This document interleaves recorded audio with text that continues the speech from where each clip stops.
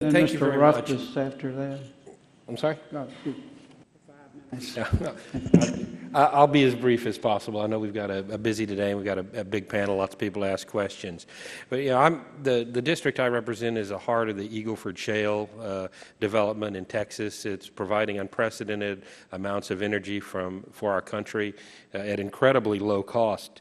Right now, there are just a ton. There are actually 10 agencies now that have been charged with regulating the hydraulic fracking industry. I mean, it seems ridiculous that we have to go through this many regulatory hoops to regulate one activity. It seems like there's a natural desire for everybody to get their hand into the pudding. How can we structure something where, whether it be hydraulic fracking, building a much-needed bridge or a new railroad or infrastructure, or developing a plant that'll put people back to work. How can we consolidate this without putting in jeopardy the environment? I'll throw that open to give each of y'all 15 or 20 seconds for your best idea. We'll start with Professor Glickman. It's funny that you asked that question, because my latest article is on exactly that, and I commend it to all of you.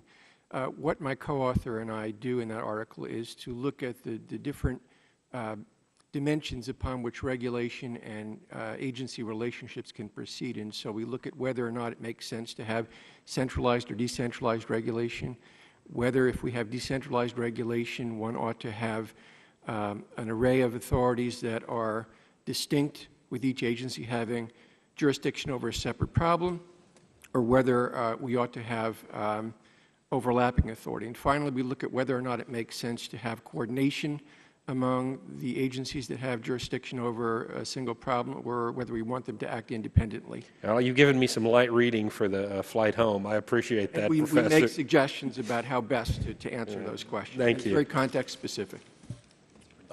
America hit the lottery when we figured out fracking and natural gas. This is wonderful for our country. This is wonderful for our factories. This is going to grow employment in our country. So we have to streamline the environmental regulatory authority so that. So how do we? I'm sorry, I don't mean to rush you. I've got one more. I got another question I want to ask. So quickly, give me your bullet point. Anything we can do to make where's our biggest bang for the buck? I think if we have one entity in charge of fracking, and all other groups have to cede authority to them. Mr. James. Thank you, Congressman. I'll be brief. When an environmental agency, either it's the Ohio EPA or the U.S. EPA, is promulgating a regulation, they look at the direct costs of that regulation, and when they analyze direct costs, it's usually the cost of compliance with that regulation.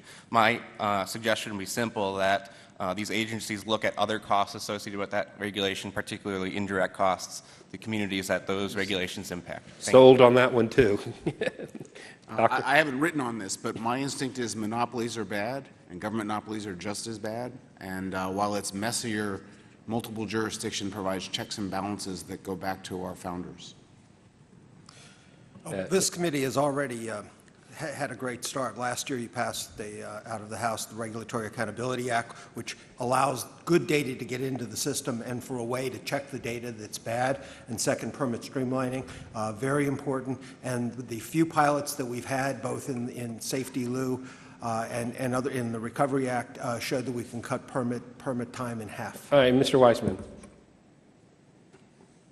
I think the key issue that's highlighted is what happens when there's a new technology or an old technology that's operating at a scale beyond anything that happened before. And I think there's a key role for Congress in saying, look, we need a framework to think about this.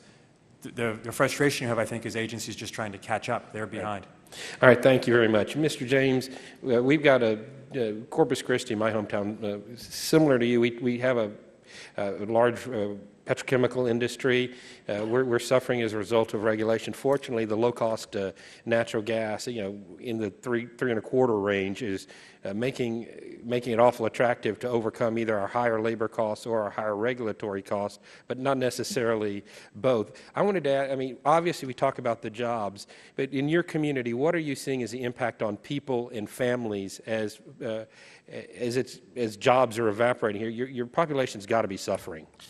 Absolutely, and it truly does keep me awake at night and throughout the day thinking about what I'm going to tell families when they find out that their job has been eliminated and they call me and they tell me that they can't make their mortgage payments. And I have to refer them to some of our welfare services to help them out.